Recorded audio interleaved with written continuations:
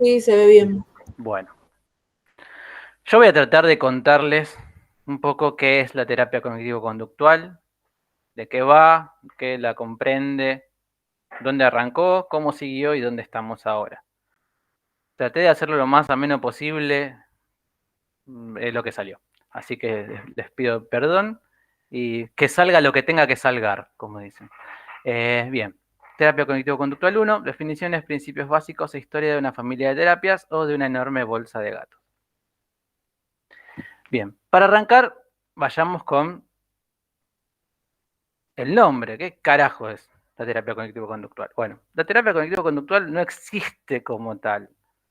Es una familia de psicoterapias, pero no es una sola terapia. Cuando nosotros nos presentamos como terapeutas cognitivo-conductuales, estamos mintiendo. Nosotros pertenecemos a un marco teórico grande, con algún marco teórico específico dentro de esta familia, pero como tal es algo muy, muy, muy grande, tiene mucha historia atrás, entonces no existe la terapia cognitivo-conductual. Las siglas CBT en inglés es lo más común de esto. Bien. El nombre de terapia cognitivo-conductual comprende a las dos expresiones más conocidas dentro de la propia tradición, que es el conductismo y el cognitivismo. Hay un montón de familias de terapias, de terapias dentro de esta familia. Ahí hay unos ejemplos: terapia analítica funcional, terapia interpersonal, terapia basada en la compasión, terapia de esquemas, terapia dialéctico-comportamental. Terapia de esquemas y terapia dialéctico comportamental son las dos que trabajan con TLP específicamente, y terapia de aceptación y compromiso, que es la que vamos a ver al final de la tercera parte. Bien. ¿Acá vamos bien? Sí. Nadie contesta, se fueron todos, me quedé Sí. solo, listo, Sí, me sí, voy a sí. comer yo. Listo. Bueno, salud mental desde una perspectiva TCC. ¿Cómo entendemos los cognitivo-conductuales la salud mental? Lo que es la salud mental. Para nosotros una persona es saludable cuando puede llevar a cabo las conductas necesarias para alcanzar sus metas. Cuando escuchen conductas, no piensen en lo que hacen con el cuerpo. Conducta es todo: lo que piensan, lo que sienten, lo que hacen con el cuerpo, lo que les pasa en el cuerpo.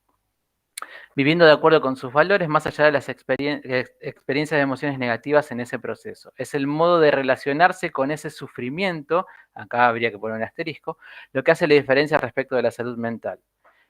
Porque en realidad es con el dolor, el sufrimiento es otra cosa. Pero bueno, para el paradigma cognitivo-conductual, gran parte del sufrimiento humano es producto de las consecuencias problemáticas de procesos psicológicos normales. Y acá es donde nos empezamos a emparentar con otra rama de la psicología, que es el psicoanálisis. Nosotros no entendemos que estos son fallas, no entendemos que estos son déficits, a pesar de que en algún momento vamos a leer algo de esto. Son procesos psicológicos normales los que causan nuestro malestar. Beck, lo vamos a ver en la segunda parte, no en esta, planteó que la cognición patológica se caracteriza por ser rígida, disfuncional e idiosincrática. Esto es algo que todos los modelos cognitivo-conductuales tienen en común. La rigidez es sinónimo de sufrimiento. Esa rigidez es un problema si es contraria a las metas del paciente y por la falta de consenso que esa cognición tiene. Por lo tanto, la salud mental se asocia con la flexibilidad cognitiva. La idea de flexibilidad cognitiva es algo que trae después la terapia cognitiva, pero es más o menos a donde apuntan todos los tratamientos. Que uno pueda ser flexible en su repertorio para poder adaptarse, si se quiere pensar de esta manera, al ambiente. Desde el punto de vista conductual, la salud mental se manifiesta en repertorios amplios y flexibles de comportamiento que le permitan a la persona alcanzar las metas vitales. Desde el punto de vista emocional, la salud mental consiste en alcanzar cierto grado de regulación emocional, es decir, que la persona en cuestión pueda comprender sus emociones y experimentarlas en la intensidad adecuada sin intentar bloquearla, suprimirla o prolongarla de modo disfuncional. ¿Esto por qué es importante? Vamos a hacer un pequeño paréntesis acá. Nosotros entendemos que seguimos siendo tan animales como el resto de los animales que poblan este bendito mundo. El problema que tenemos es que en nuestra especie evolucionó una parte de nuestro organismo para permitirnos pensar. Ese sistema, el sistema cognitivo, a veces va en contra del sistema emocional, que es otro sistema de entendimiento del ambiente. Entonces, por este desfasaje entre dos sintomas, esto es muy biologicista y muy complejo de explicarlo, así que lo paso por arriba. Por ese desfasaje, a veces tratamos de suprimir emociones o controlarlas, cuando en realidad no podemos hacerlo. La salud mental también es contar con una red social adecuada, familia, amigos, pareja, compañeros de trabajo, intereses comunitarios y geopolíticos. Bien. ¿Qué es la psicoterapia? ¿O cuál es el objetivo de la psicoterapia?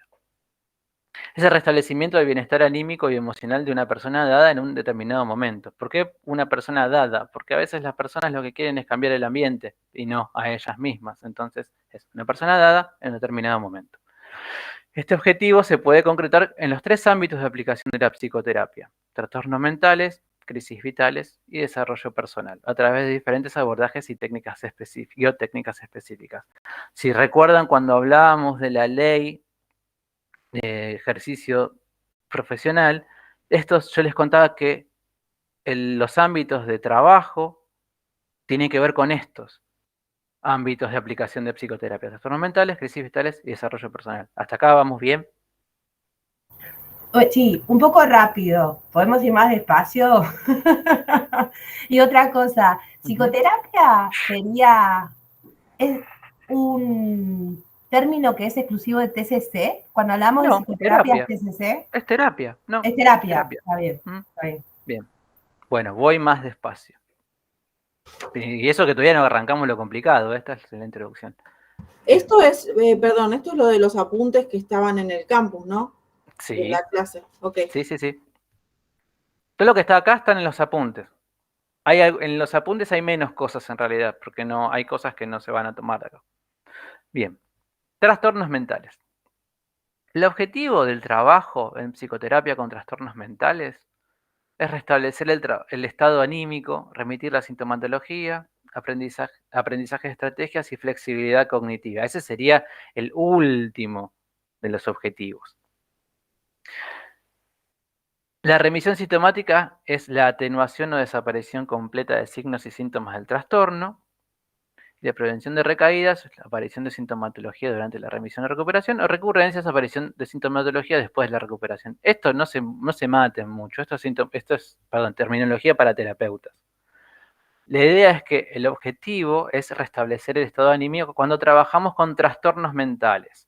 ¿Dónde vemos trastornos mentales? ¿O de dónde sale la palabra trastornos mentales? DCM. Muy bien. Entonces, cuando estamos hablando de trastornos mentales, estamos hablando de eso. No de una persona que va a conocerse a sí misma, como decíamos en la clase pasada, o quiere cambiar alguna cuestión particular. Estamos hablando de depresión, ansiedad, trastorno obsesivo-compulsivo, trastorno bipolar, etc. Entonces, la idea es poder restablecer el estado anímico. Yo pondría entre comillas esto de restablecer el estado anímico, pero bueno, esto es lo que dicen los apuntes. El tratamiento estoy hablando dentro de la terapia cognitivo-conductual. Tratamiento tiene que ser validado empíricamente, tratamientos específicos para trastornos específicos. ¿Por qué? Uno no puede aplicar cualquier tratamiento a cualquier trastorno. Si alguien viene con depresión, el tratamiento que se aplica tiene que ser el tratamiento de depresión, no otro. Ese tratamiento está protocolizado. La duración ideal en trastornos mentales es entre 20 y 25 sesiones.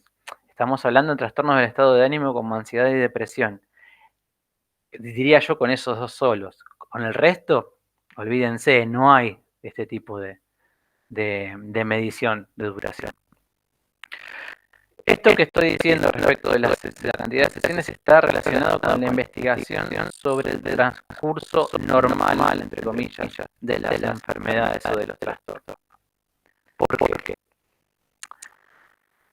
Porque todos los trastornos tienen un ciclo y pasado cierto tiempo, las personas empiezan a experimentar una remisión sintomática. ¿Hay una pregunta? Sí, mi pregunta es el tratamiento si es tiempo para terapia o psiquiatría. Terapia, psicoterapia, esto no es psiquiatría. Okay. Claro, como hablamos de DSM, bien.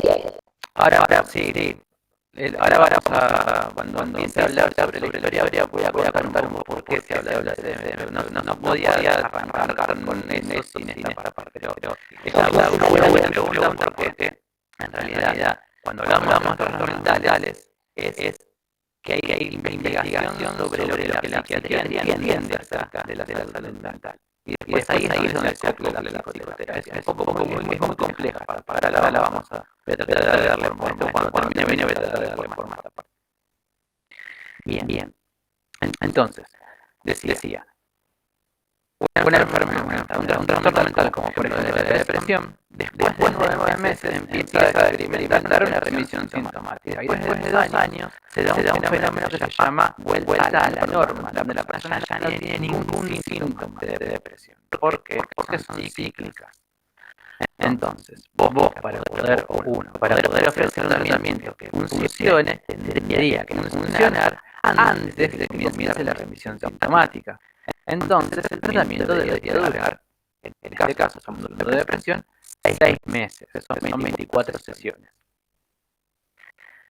¿Esto se entendió?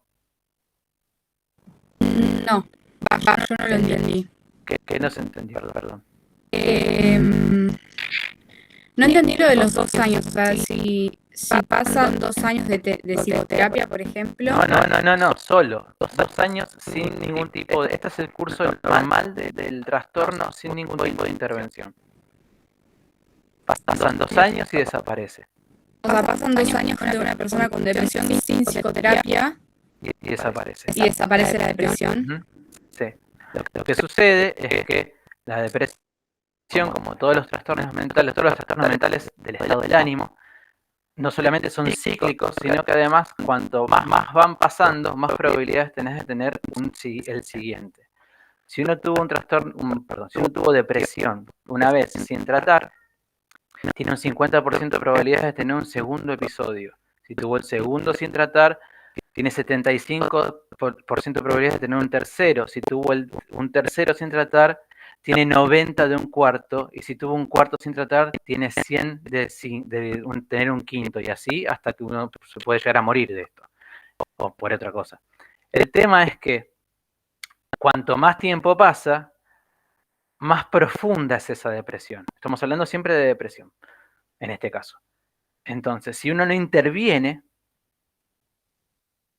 lo que sucede es que el tratamiento, cuando pueda llegar a intervenir, no va a rendir frutos, o por lo menos va a tardar mucho más tiempo en rendir frutos.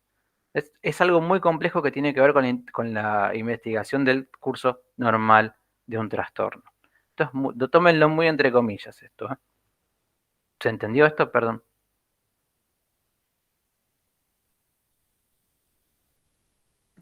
Sí. Bien, bueno. ¿Quiénes realizan el abordaje en trastornos mentales? Profesionales calificados, y los terapeutas tienen que estar altamente entrenados en teorías y técnicas específicas. Las características personales, las personales del terapeuta influyen, pero no son tan importantes como el entrenamiento y la experiencia.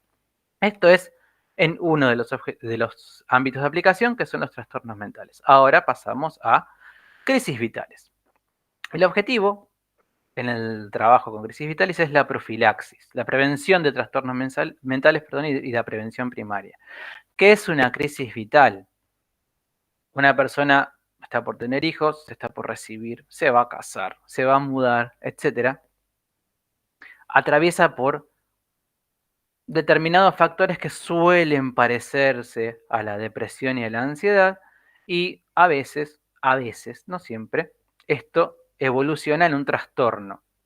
La idea, en estos casos, es intervenir de manera muy puntual para evitar que esto se produzca. Esto no quiere decir que a todo el mundo le pase esto, pero existe consulta por esto. Respecto al tratamiento, si bien el enfoque es la resolución de problemas es una técnica específica, ¿sí? Sí, perdón. Entonces la crisis vital sería como una crisis que se patologiza, que se puede patologizar, digamos.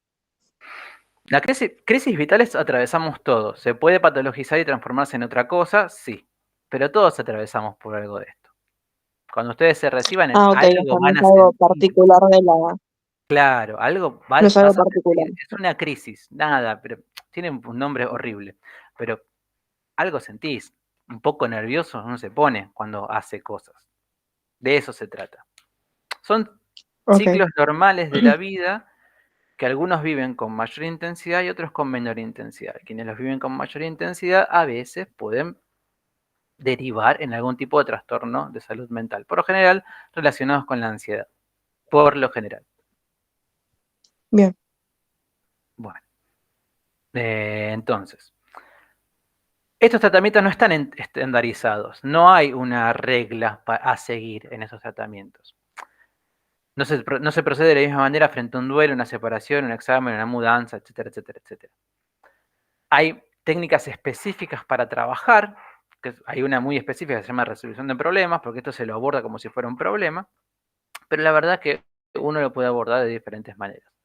La duración no debería ser mayor a 10 sesiones. Yo creo que 10 sesiones para una crisis vital es un montón y tiene que estar muy focalizado en la situación crítica. El abordaje en crisis vitales lo hacen profesionales empáticos. Esto no está en la filmina anterior, pero es una característica que debe estar presente siempre, sin importar el ámbito de aplicación. Siempre se debe ser empático con nuestros consultantes. Y desarrollo personal. El objetivo es acordado con el paciente. El tratamiento no es manualizado ni estandarizado. Hay una mayor importancia de factores comunes, los que compartimos todos los terapeutas y todos los marcos teóricos. Generalmente el tratamiento apunta a clarificar ideas y valores en relación con determinado aspecto vital. Eso lo podemos discutir. La duración es indefinida y el abordaje depende de la experiencia del profesional. Acá no estamos tratando con algo muy específico como un trastorno o con algo muy puntual como una crisis. Acá uno va trabajando diferentes cosas y termina cuando el consultante quiere, por lo general. Bien, ahora, yo sigo hablando y en un momento dije algo sobre tratamientos validados empíricamente y demás, y acá hay que hacer una salvedad. A los terapeutas cognitivo-conductuales se los suele criticar porque se estandariza todo dentro de la psicoterapia. Y esa estandarización lleva a olvidarnos de que frente a nosotros, en el consultorio, tenemos a una persona y estamos tratando solamente un problema. Esto sucede cuando nos concentramos solamente en el tratamiento que tiene apoyo empírico. Viene una persona y me habla y yo, es una depresión y ya sé qué tratamiento tengo que aplicar y no estoy escuchando qué es lo que está diciendo esta persona. Entonces, para evitar esto, los terapeutas cognitivo-conductuales deberían sostener algo llamado práctica basada en la evidencia. ¿Qué es práctica basada en la evidencia? Nosotros partimos de un consultante, cliente, paciente, como quieren llamarlo en particular, y nos preguntamos cuál es el tratamiento que mejor evidencia tiene para ayudar a esta persona, incluyendo mi propia experiencia, mi estilo de personalidad, el estilo de personalidad de esa persona, mi juicio clínico, y todo esto mezclado, ¿cuál sería el mejor cóctel para alcanzar el mejor resultado posible? Obviamente teniendo en cuenta no solamente las características del consultante, sino también sus necesidades, sus valores, su preferencia. Yo tengo que tener muy en cuenta qué es lo que quiere el consultante a la hora de sentarse delante mío. No tengo que hacer yo todo y decir, bueno, vos tenés que hacer esto y se terminó. La práctica basada en la evidencia, si digo bien, incluye a los tratamientos con apoyo empírico. Y la idea de práctica basada en la evidencia lo que hace es mantener a los terapeutas al día con la investigación. Esto en TCC es recontra importante. Uno tiene que estar lo más al día posible con la investigación para ofrecer el mejor tratamiento posible. Y esto es necesario, me podrán llegar a preguntar por qué. Porque somos seres humanos y nos solemos mandar cagada tras cagada. Pero hay algo muy particular en nuestra práctica que la llamamos CETES o las causas de efectividad terapéutica espuria. Esto que voy a contarles ahora no les va a interesar, así que lo voy a pasar por alto. Si alguien lo quiere leer, después se lo paso. No, ¿podés hacerlo o no? ¿O hay que saltearlo sí o sí? Sí, bueno, lo dejo. O sea, ¿Qué son los CETES? Está bien, ¿no? Pensaba que no les iba a interesar, pero bueno. pero Si hay no un sé ni voto- lo que es todavía. Bueno, ahí va. Son sesgos respecto de lo que nosotros hacemos, las causas estas que estamos contando. Percepciones e interpretaciones intuitivas rápidas tienden a dejar afuera explicaciones alternativas, son obstáculos al pensamiento científico y por ello los terapeutas sobreestiman su efectividad. Básicamente, el tema es este. Nosotros vamos adquiriendo experiencia mientras vamos trabajando. Entonces, tal vez aplicamos 2, 3, 4, 5, 28, 180.000 tratamientos y ya creemos que sabemos todo. Y no hay peor cosa para un consultante que encontrarse con un terapeuta que cree que tiene la verdad. Entonces, si uno está todo el tiempo cuestionando su propia clínica, tratando de encontrar evidencia a favor de, evidencia a favor no, evidencia sobre tratamientos nuevos, lo más probable es que esté todo el tiempo preguntándose si está haciendo bien las cosas y no tirándole tratamientos encima a los consultantes. Entonces, las CETES se dividen en 3 grupos. Percepción del cambio del paciente ante ausencia real de cambio, interpretación errónea del cambio del paciente que tiene origen en factores extraterapéuticos e interpretación errónea del cambio del paciente que se debe a factores no específicos. Esto no entra en el parcial, así que no le den mucha bola. Hay obstáculos específicos con los cuales los terapeutas nos encontramos y son 4. Realismo ingenuo, sesgo confirmatorio, causación ilusoria e ilusión de control. El más importante de estos 4 es el sesgo confirmatorio. Los seres humanos, todos los seres humanos, buscamos información que corrobore lo que estamos pensando. No estamos preparados para estar todo el tiempo cuestionándonos. Es un trabajo bastante complejo hacer eso. Vivimos en un mundo de más o menos certeza, no la certeza de la psicosis, por el amor de Dios, no estamos hablando de eso. Pero por lo general, lo que hacemos es buscar información que avale nuestras hipótesis y no miramos aquello que las refutan. Entonces, si yo estoy trabajando con una persona y creo que tiene depresión y le tiro encima el tratamiento de depresión, muy probablemente, si yo no estoy avivado sobre estas cuestiones, no vea en dónde me estoy equivocando. ¿Se entiende esto? Sí, sí. Bien, bueno. Les iba a tirar un ejemplo, pero no importa. Bueno, todo esto, todas estas hermosas cosas que les acabo de contar, se relaciona con la historia y el desarrollo de la terapia cognitivo-conductual. Y ahora vamos a ver un poquito de esa historia. Un poquito. ¿Hay preguntas hasta acá? ¿Dudas, quejas? ¿Este Power va a estar subido? No. El Power no. Lo que va a estar es Este Power el Power va a no va estar a estar subido. subido. No, no va a estar subido. Va a estar... Está la ficha, que es esto que están leyendo. En realidad Pero es menos. esto que estás presentando. Ah, bueno, pero esto va a estar Es la misma presentado. información. Es la misma información, pero menos todavía. No les voy a tomar todo esto. Ah, dale, gracias. Hay una guía de preguntas también. Y esas guías, lo decía la clase pasada, esa guía de preguntas es la que entra en el parcial. O sea, si saben responder esas preguntas, no va a haber mucho más lío. ¿Alguna pregunta más? Y las preguntas de esa guía van a tener que ver con esta clase y con la anterior. No, las preguntas de la guía son de esta y de las 2 que vienen. Ah, bueno.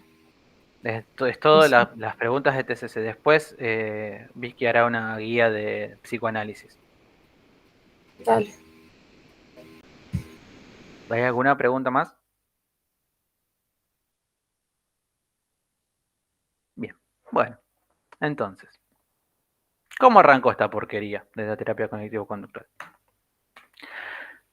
La historia de TCC está dividida en 3 etapas. La terapia comportamental, la terapia cognitiva y la mal llamada tercera ola. Después vamos a ver por qué es mal llamada tercera ola. La terapia comportamental va de 1950 a 1970, la cognitiva de 1960 a 1970 y la tercera ola arranca en el 99-2001 y sigue hasta acá. Como verán, se van solapando. Si recuerdan, cuando hablábamos en AT3 sobre terapia dialéctico-comportamental, yo les comentaba que en el 70 surge por los fallos o los errores de aplicar terapia cognitiva a casos complejos. Un poco la historia de TCC está plagada de estas cuestiones. Hay un tratamiento, se lo va aplicando, al principio funciona, después deja de funcionar, no se sabe por qué y empiezan otros desarrollos. Básicamente es esta, tal vez la gran... Vicky sabe por qué. ¿Qué pasó? Digo que Vicky sabe por qué fallan. ¿Por qué? No sé, a mí me da la impresión que todo lo que es TCC es como desvía del síntoma, y el síntoma siempre aparece, ¿entendés? De alguna Eso es lo que manera u dice el otra. psicoanálisis. Yo quiero que me den un paper donde eso esté explicado. Y, no sé, pero fallan, por algo fallan y vuelven a aparecer nuevas cosas. Yo no estoy hablando de que No, igual, no, fallen, nada, es un desaparecen los pensamiento síntomas. mío, es una opinión mía. No, está bien, está perfecto, debatámoslo. El tema es con qué vamos a debatir. No sé, vos decís de evidencia empírica y decís que fallan y vuelven a fallar, ¿y por qué vuelven a fallar? No sé. O sea, para mí el TCC lo que hace es disfrazar el síntoma, eso, es actuar sobre el síntoma y no sobre la causa del síntoma. ¿Y cuál es la causa del síntoma? Y estar en el inconsciente, no sé. Eso es para el psicoanálisis. Por eso. Eso es para el psicoanálisis. Y en el TCC, ¿cuál es la causa del síntoma? Entonces? Es multicausal el síntoma, lo vamos a ver al final eso. Ah, bueno. En el TCC, una de las causas es que hay una complicación en los procesos normales cognitivos. Eso de que algo se complica. Eso es para la terapia cognitiva.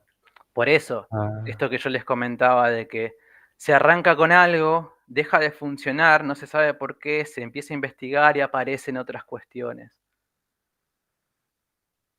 Tal vez lo más importante que tiene la familia de terapia cognitivo-conductual es que dentro de ella tiene las herramientas para, si se quiere, entre comillas, para perfeccionarse o para pulirse en algunas cuestiones. Por eso estamos donde estamos y hubo cambios. De todas maneras, yo no los quiero convencer ni me quiero pelear con Vicky respecto de estas cuestiones con el psicoanálisis, pero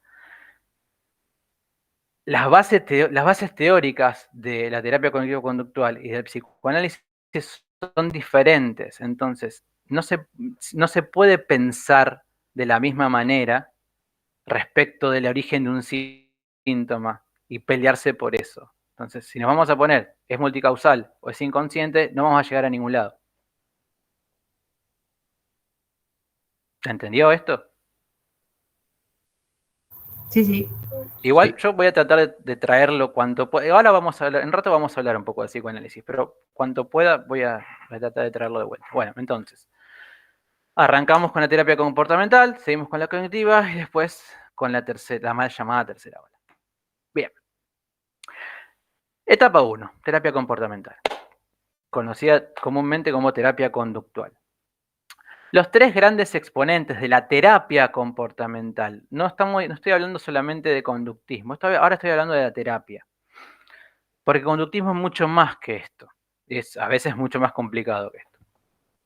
Los tres grandes exponentes son Skinner, Eysenck y Volpi.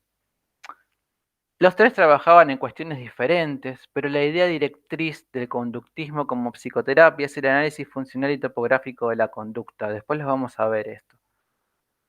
Para el conductismo, como les decía antes, todo es conducta. Todo es conducta. Pensamientos, emociones, sensaciones fisiológicas, movimiento, motor, todo es conducta.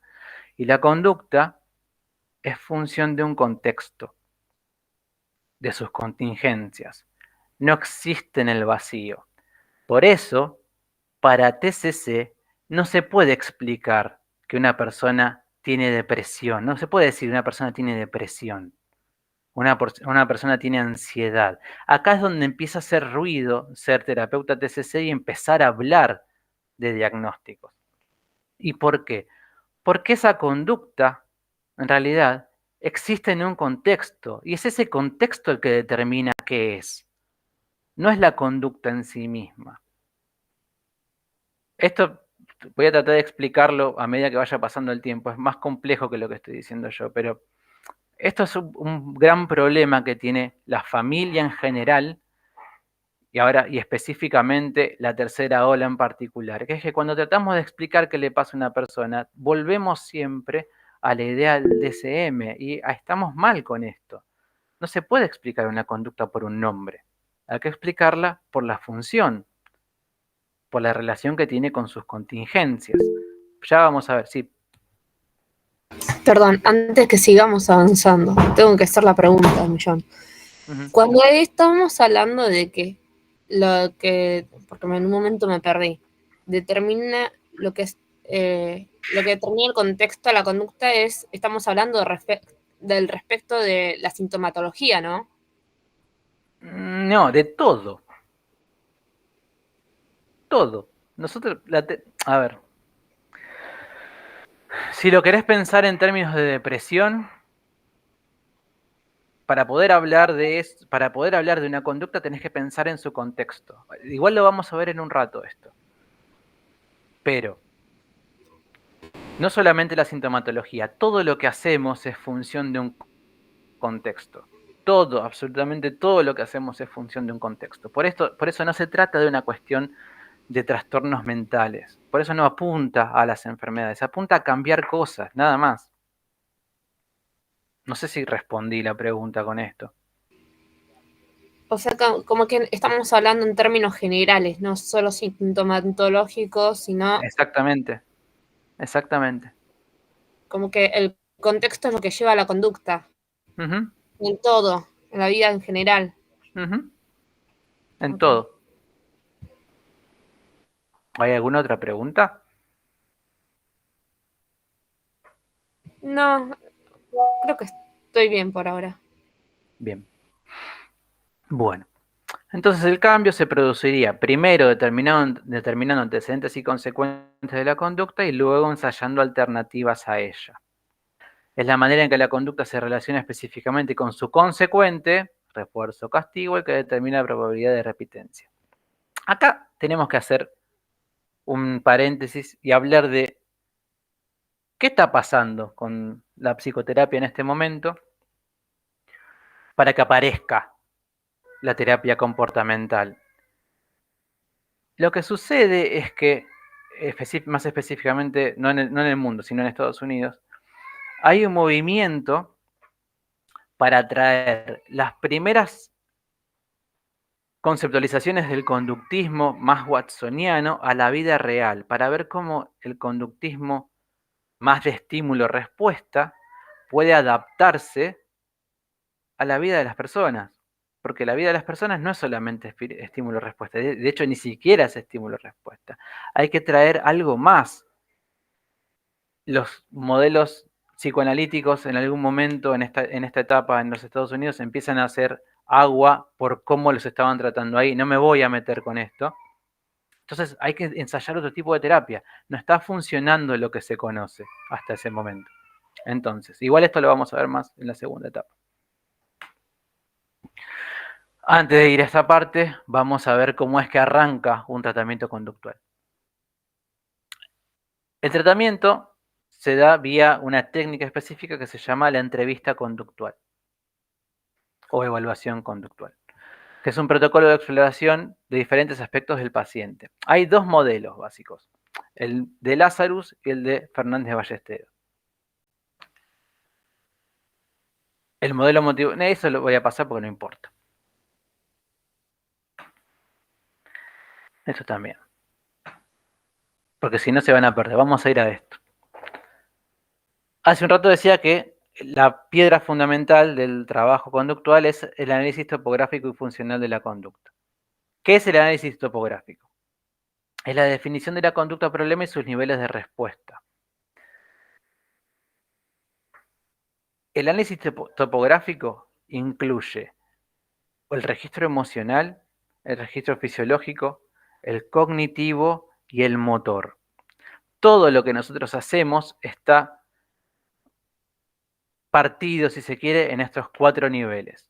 Yo estoy ahora hablando con el registro que está presente o más presente es el motor. Yo en este momento tengo ciertas sensaciones en el cuerpo, tal vez un poco de cansancio, un poco de calor, sequedad en la boca. Tengo un registro emocional también, tal vez esté nervioso. Y tengo un registro cognitivo, que es, estoy repitiendo en mi cabeza todas las cosas que tengo que decir.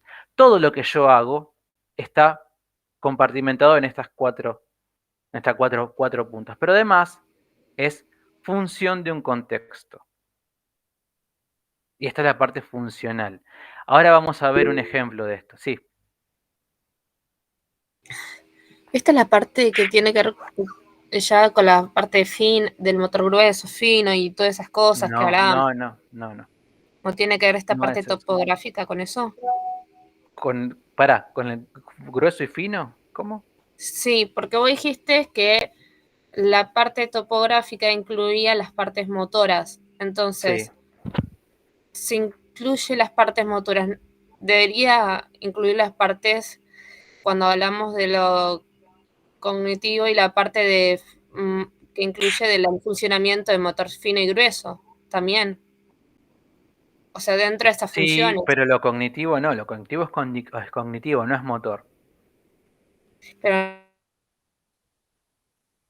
la parte topográfica no hace al funcionamiento de esa parte del cuerpo.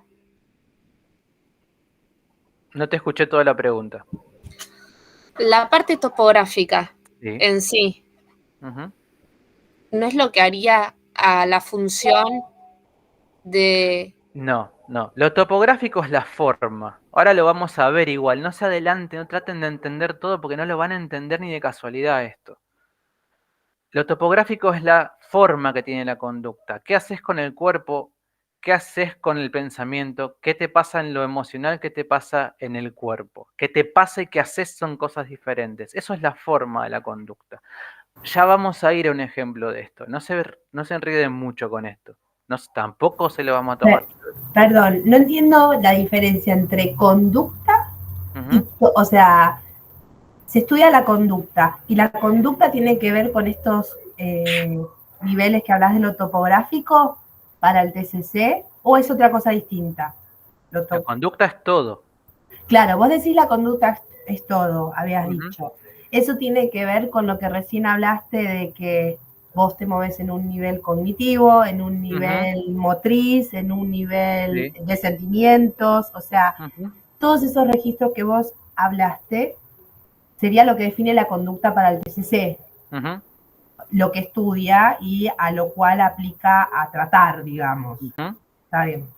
Que tiene que ver con lo topográfico, digamos. ¿Es lo topográfico? Esa es la topografía, la forma de la conducta. Ahí me confundo. Entre la forma de la conducta y conducta. ¿Son dos cosas distintas o es lo mismo? Ahora ponele que es lo mismo. Ok. Ahora lo vamos a ver en un cuadro esto. Primero van las definiciones, después vamos a un cuadrito. Bien. Y después está la parte funcional, que es establecer las relaciones entre la conducta problema, porque se trata de la conducta problema, y los eventos ambientales o las contingencias. El esquema se lo conoce como esquema ABC. B es de conducta, A antecedentes, C consecuentes. La idea es establecer hipótesis históricas o etiológicas de la conducta problema como un todo. Ahora vamos a ir a ver esto. Y después establecer hipótesis de mantenimiento. Bien, ¿vamos bien hasta acá? Ponele. Una consulta. A mí me confunde. Empiecen a preguntar ahora, porque así lo evacuamos. Te quiero hacer una pregunta. Ahora que voy a dejar de compartir pantalla y después sigo, para así los veo. Sí. La terapia comportamental es distinta a la terapia conductual. No, es lo mismo. Ah, es lo mismo. Decir comportamental o conductual es lo mismo. Ok, eso. ¿Alguna otra pregunta? Esto del análisis topográfico y funcional, ¿son parte de la etapa comportamental? ¿O después también No, en realidad todos lo hacemos. permanece en las otras etapas?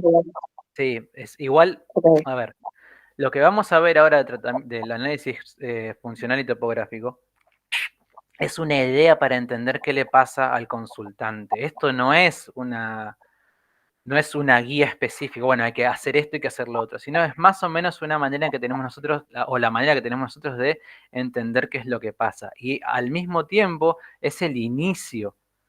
La idea es después hacer algo que se llama análisis en cadena, que ya lo vamos a ver muy por arriba, porque tampoco lo voy a explicar, porque es muy complejo. Pero siempre que trabajamos con una conducta problema, la idea es poder determinar cómo se relaciona con el ambiente, para entender qué función tiene y para cortar con esa función. Lo vamos a ver cuando veamos cómo se relaciona con las consecuencias, pero básicamente toda nuestra conducta se sostiene porque el ambiente la refuerza. Lo que hacemos por repetición es porque el ambiente nos ha enseñado a justamente a repetirla porque lo avala, si se quiere. Por ejemplo, yo voy al supermercado con mi hijo, y pasamos por la góndola de los juguetes y mi hijo se tira al piso y empieza a hacer berrinche. Que quiere un juguete, quiere un juguete, quiere un juguete, quiere un juguete, quiere un juguete, quiere un juguete, quiere un juguete, quiere un juguete, me hincha las pelotas, entonces yo me canso, le agarro un juguete y se lo tiro por la cabeza. Y el pibe contento con el juguete y con un chichón. Segunda vez pasa lo mismo, tercera vez pasa lo mismo. Bueno, yo le estoy enseñando a través de darle el juguete que esa conducta tiene sus frutos. Lo que estoy haciendo es reforzar positivamente esa conducta. Ahora vamos a ver qué es el refuerzo positivo, pero lo que le estoy enseñando a que lo que está haciendo está bien para conseguir lo que quiere. Entonces, la terapia comportamental o conductual lo que haría es tratar de cortar con este refuerzo para cambiar la conducta del niño. Pero en realidad, para cambiar mi conducta. Pero el problema no es el niño, soy yo. Soy yo el que está reforzando eso. ¿Se entiende? Sí, más o menos, pero por ahí vienen y por el niño te consultan. O un adulto. Obviamente, o obviamente. Sea, un adulto. Más o menos, porque ponele depresión.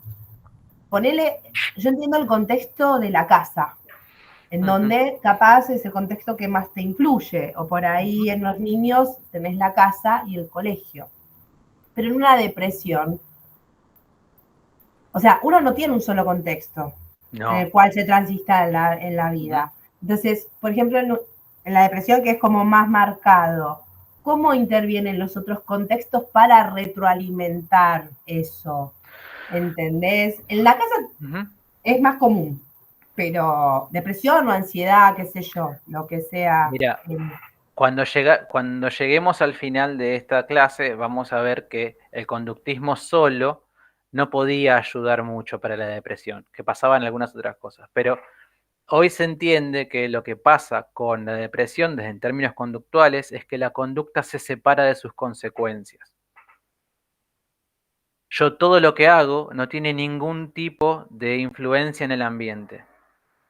Es una cuestión muy compleja, no me quiero meter mucho en el tema, pero yo estoy pensando, una persona deprimida cree, esto es parte de lo que vamos a ver en la clase que viene, que el mundo no va a cambiar, que no importa qué haga, el mundo no va a cambiar. Entonces, mi conducta se separa de la consecuencia. Entonces, yo no puedo hacer Pero nada. ¿no tiene que ver con los setes, con los sesgos que vos decías? En todo caso, con tus sesgos de que asumís que esa persona no tiene Esto lo evaluás y ves si es así.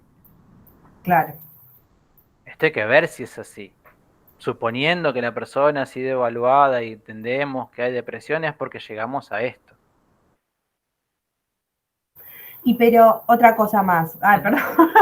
Esto de la ¿Está bien? conducta problema.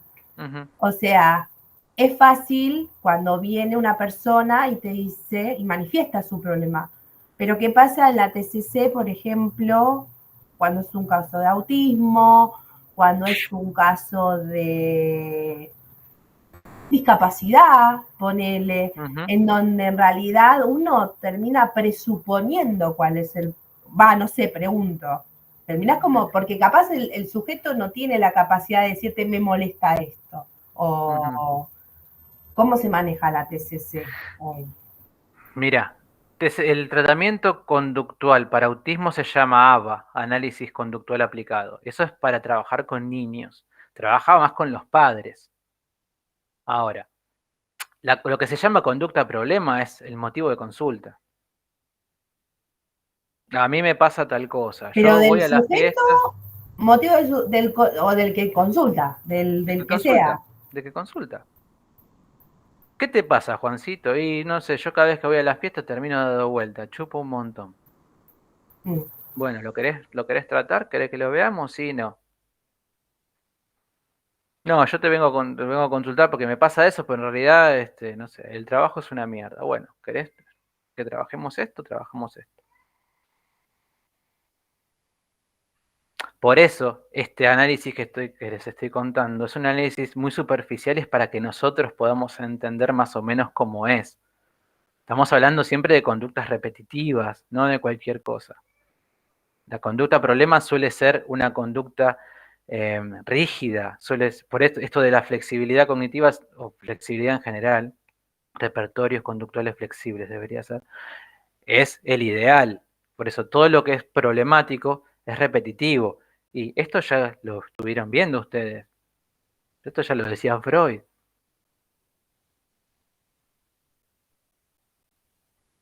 No sé si contesté tu pregunta. Sí, voy a tener más dudas. Pregunta. No, está bien, como que no termino de entender bien, no importa, seguí después cualquier cosa surgirá más. Bien. Había más manos levantadas. Sí, lo mío es cortito. Quería saber si, como para ir armándolo un poquito, decimos que es una teoría multicausal porque se explican cierto tipo de conductas a partir de los aprendizajes, lo cognitivo, la predisposición genética y el ambiente que acompañen al sujeto. Sí, sí. Gracias. Sí.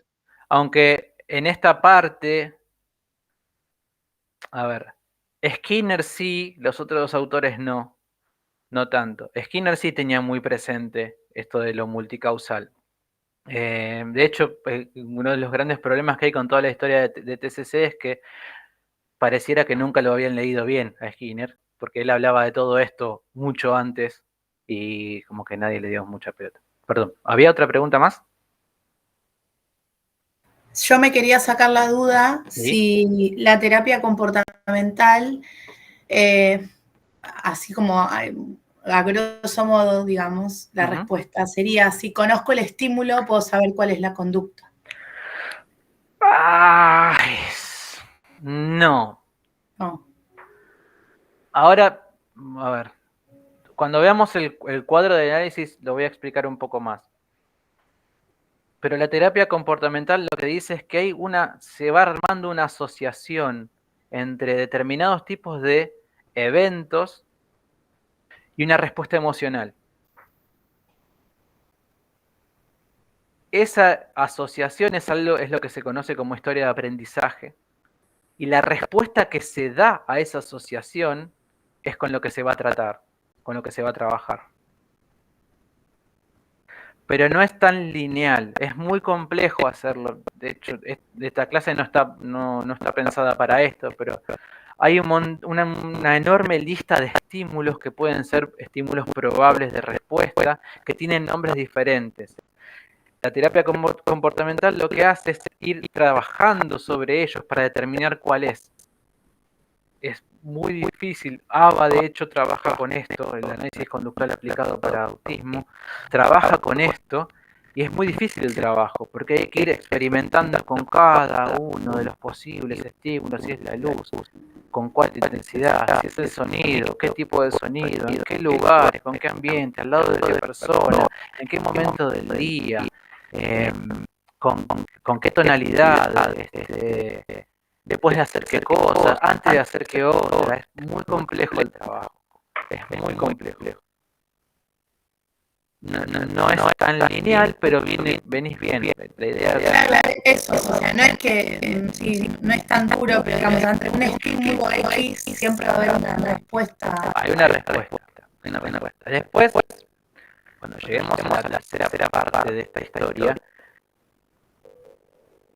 el contextualismo lo que va a decir es que esa relación, obviamente, primero que es una relación absolutamente inventada, existe per se, pero que además la aprendemos porque nos enseñan que hay que hacerlo así. Tenemos una relación particular con el dolor, tenemos una relación particular con bla, bla, bla, bla, bla, bla. Después lo vamos a ver esto. Pero la idea es poder determinar cuál es esa historia de aprendizaje para ver cómo se trabaja con él. ¿Hay más preguntas? Está bien. Estímulo de la respuesta, más o menos así. Entonces, el contexto donde queda ahí, porque obviamente es el estímulo. Pero para el contexto todo. Pero vamos a hablar de la luz. Capaz de la luz, o sea, puede tener una contraria de luz. Problemática en determinado momento de salud, otro lado no. Eso es Exactamente. Pero ese sería ese concepto, o sea, de contexto el contexto, o sea, el contexto es para todo lo que es TCC, o para el contextualismo general. No, el contexto es para todos. Para todos. El contextualismo entiende de otra manera, ya vamos a ir a esa parte. Ok, entonces para TCC es siempre una conducta que se da en un determinado contexto, como que se revela. La conducta siempre es parte de un contexto, no existe en el vacío. No existe en el vacío. Función que le sirve para algo en ese contexto. Eso es contextualismo. Eso es contextualismo. Eso es lo que viene después, no porque le sirve, sino porque está instalada así. Las conductas se van automatizando. Puede ser que le sirva o no le sirva. Imaginen esto. Vos manejás. Bueno. Sí. Vos cuando aprendiste a manejar, seguramente, al principio habrás estado muy consciente de cómo hacía, no sé si manejas automático o manual. Si manejas manual, muy consciente de cómo movías los cambios, de cómo es la secuencia de cambios, de cuánta presión le pones a los pedales. Estás muy pendiente de lo que pasa a los costados, estás muy pendiente de un montón de cosas. Con el tiempo esa conducta se va automatizando. La topografía deja de estar en la conciencia y pasa a automatizarse. La idea básica del conductismo es tratar de entender cómo es eso que se automatizó para ver cómo se puede no desarmar eso, porque eso ya no se puede desarmar, sino la relación que tiene con el ambiente, con el contexto. Flexibilizarlo. ¿Cómo? Flexibilizarlo. Exactamente. Okay. Como con el antecedente no vas a poder trabajar, porque eso está es como que se empieza a soldar. Con lo que se trabaja con el consecuente. Ahora lo vamos a ver un poquito más, esto con un ejemplo muy tonto que les arme. Sí. Perdón, ahí está en juego el aprendizaje y el conocimiento. Y por ende el cognitivo-conductual. Ahí aparecería lo cognitivo de... No, lo cognitivo lo vamos a ver la clase que viene, pero es... la terapia cognitiva lo que va a decir es que esto es todo muy lindo, pero acá falta algo más, que la conducta es regulada por nuestro propio pensamiento. Claro, bueno, ¿no sería lo que está en el medio entre el estímulo y la respuesta? Ese ahora lo vamos a ver. Ahora lo Y vamos a creíamos que psicoanálisis era más difícil. mirá La vos. caja negra, No. decís vos, Lore, la caja negra. La caja negra de Bandura. Claro. Exactamente, es Que eso. vuelva a Lacan. Ustedes que se quejaban, siempre se puede estar peor, ¿vieron? Quiero Lacan, te digo. Siempre se puede estar peor. Y esto no es nada. Perdón. Ay, perdón, no llegué a leer.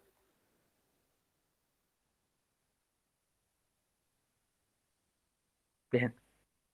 Está bien, Tamara. Tamara dice que se callen todos y que sigamos. Consulta, ¿vas a dejar textitos? ¿Algún que otro texto? Está ¿O no? la ficha que les mandé. Sí, pero son 3 páginas. 3 kanjime. ¿Quieren leer a Skinner? O sea, Agárrense. no, pero si vas a dejar o si recomendás algún textito, tira uno. Después me fijo a ver si les puedo pasar algún texto. Dale. Porque si esto les parece complejo, esto está hecho recontra mal aparte. Si esto les parece complejo, no bien, es insoportable TCC. Es muy insoportable. Pero Son bueno, masoquistas, piden textos, qué increíble. yo no las puedo creer.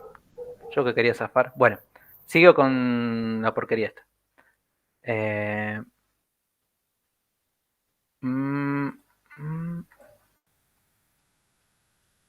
Esperen que no sé qué pasó con el textito.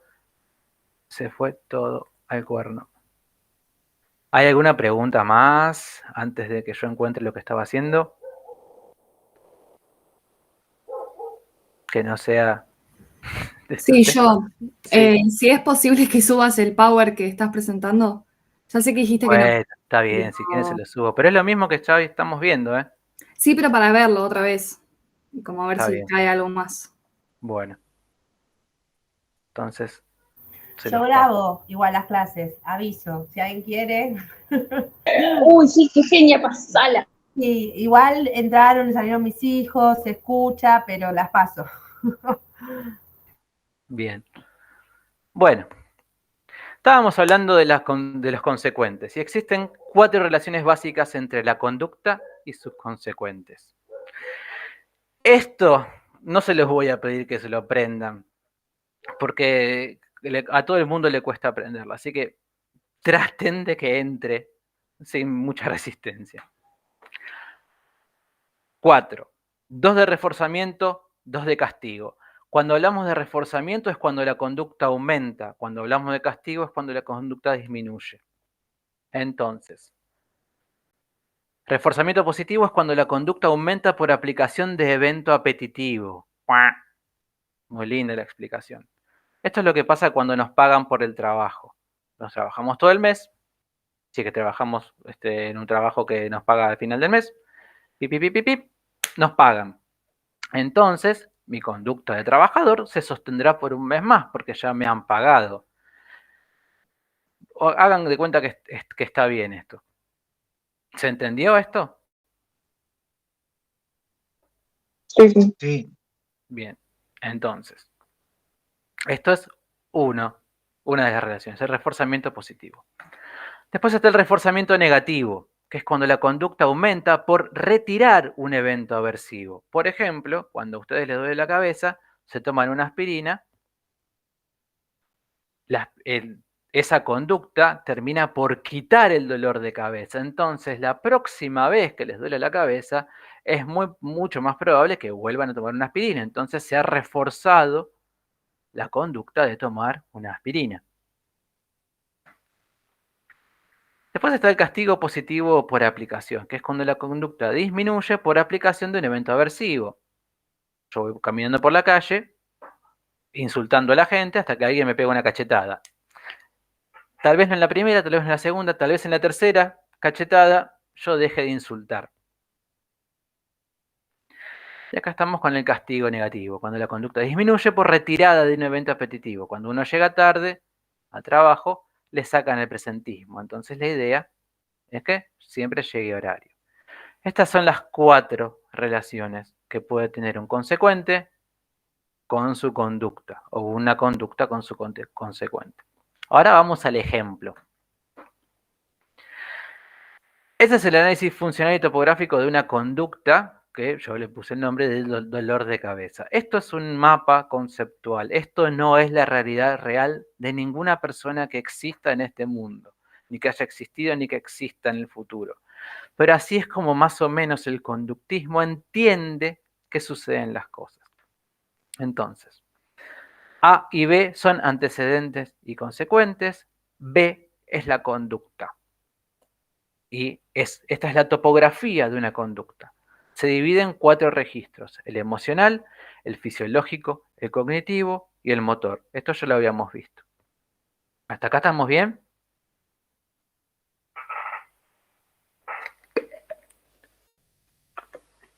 Se suicidaron todos. Sí. Bien. Bueno. Entonces, antecedentes hay externos e internos, y consecuentes hay a corto plazo y a largo plazo. También hay consecuentes internos y externos.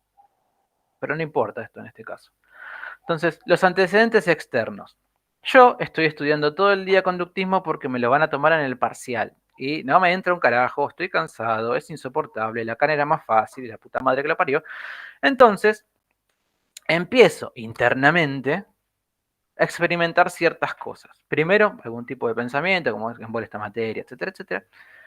Y me percato de cierta molestia en la cabeza. Estoy empezando a tener aquello que los seres humanos normales llaman dolor de cabeza. Entonces, se produce algo en mi registro emocional, que es el malestar, el enojo y la irritabilidad, que acompañan al dolor de cabeza. En el plano fisiológico hay cierta presión en el cráneo, sensibilidad a la luz, algunos tienen sensibilidad al sonido. En el plano cognitivo, entre muchas cosas, quiero arrancarme la cabeza con una cucharita. Y en el plano motor me levanto y me tomo una aspirina. Entonces, el consecuente a largo plazo de haberme tomado una aspirina es que alivia el malestar. Desaparece o disminuye el dolor de cabeza. A largo plazo, yo puedo hipotetizar que cada vez que estudie algo tan insoportable como esto, me va a doler la cabeza, entonces voy a tener las aspirinas a mano y no me tengo que levantar. Esto es más o menos el análisis topográfico y funcional de una conducta, pero esto, insisto, no es la real realidad de un ser humano. Esto es un mapa para poder entender cómo son las relaciones de las conductas con su entorno. Entonces, este ejemplo que yo acabo de dar es un ejemplo muy choto porque no les permite a ustedes trabajar ni con los consecuentes ni con los antecedentes. Pero piensen en el ejemplo que yo les di respecto de el niño que hace el lío en el supermercado. Reemplacen en el externo, en vez de estudiar niño hace despelote, pongan lo mismo y el motor darle un juguete. A corto plazo, alivia mi malestar por tener que escuchar a este pendejo insoportable que está gritando como un loco en el medio del pasillo del supermercado para que le dé un juguete. Ahora, a largo plazo, mi conducta lo que hace es reforzar la conducta de mi hijo. Mi conducta que, como la estoy planteando, es un refuerzo negativo, porque lo que yo hago quita algo aversivo, está reforzando positivamente la conducta disruptiva de mi hijo. ¿Se entendió esto?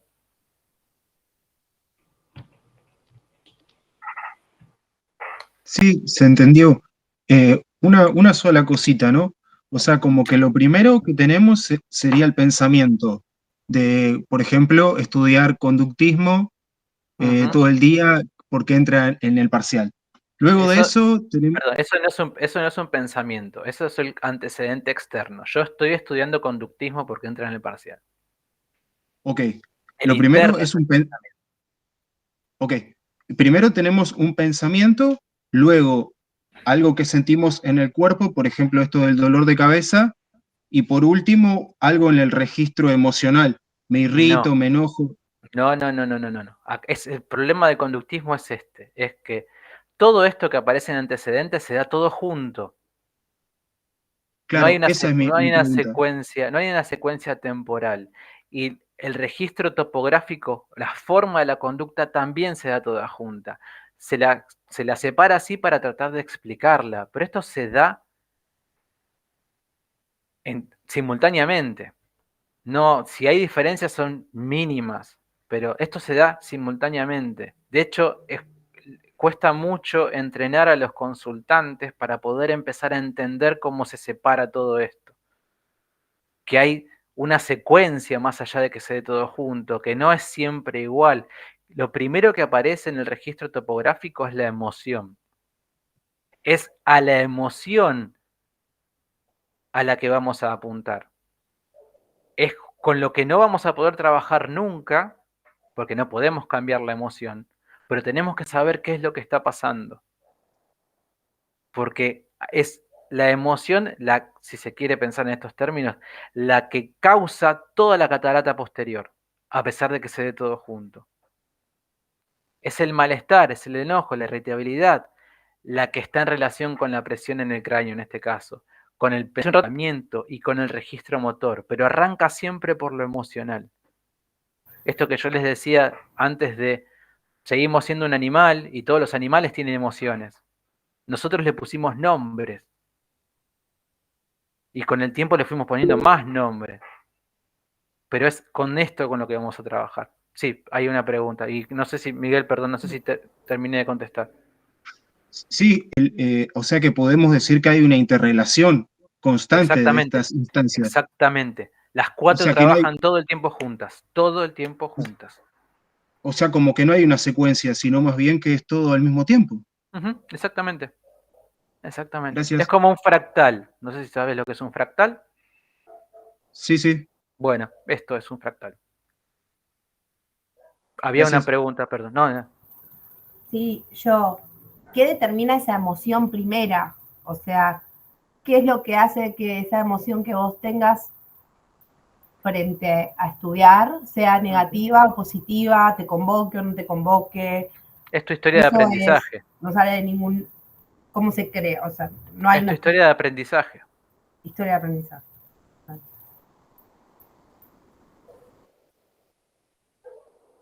No importa tanto eso tampoco. Estaba pensando en algún ejemplo, pero bueno, no importa. Bien. ¿Qué hora es? Bueno. Yo diría que hagamos un recreo de 5 días. Y... No, volvemos en 20. Dale. Lo que viene es más corto.